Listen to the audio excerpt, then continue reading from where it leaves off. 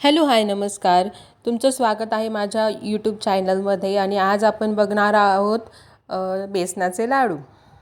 त्यासाठी घेतलेलं साहित्य: 1 वाटी बेसन पीठ, 1 वाटी साखर, थोडीशी इलायची पावडर आणि घरगुती गावठी तूप. आपण पहिले सर्वप्रथम कढईमध्ये गावठी तूप टाकून घेऊयात आणि ते थोडंसं मेल्ट झालं की मग 1 वाटी बेसन पीठ घालू आणि मस्तपैकी त्याला परतून घेऊ.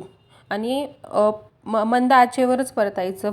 30 ते 40 मिनटं लो फ्लेमवर परतत राहायचं. त्यामुळे त्यातला कच्चापणा निघून जातो आणि बेसनही चांगल्या भाजल्या जातं. बेसन भाजल्यावर त्याला थोडंसं पाणी शिपकायचं आणि त्याने दाणेदार टेक्स्चर येतं त्याचं. त्यानंतर हे थंड करायला ठेवायचं फॅनखाली. फॅनखाली थंड झाल्यानंतर त्याच्यावर इलायची पावडर आणि आपल्याला ज्या प्रमाणात गोड पाहिजे त्या प्रमाणात आपण पिठी साखर टाकून घेऊयात आणि मस्त असे त्याचे गोळे तयार करून घेऊयात.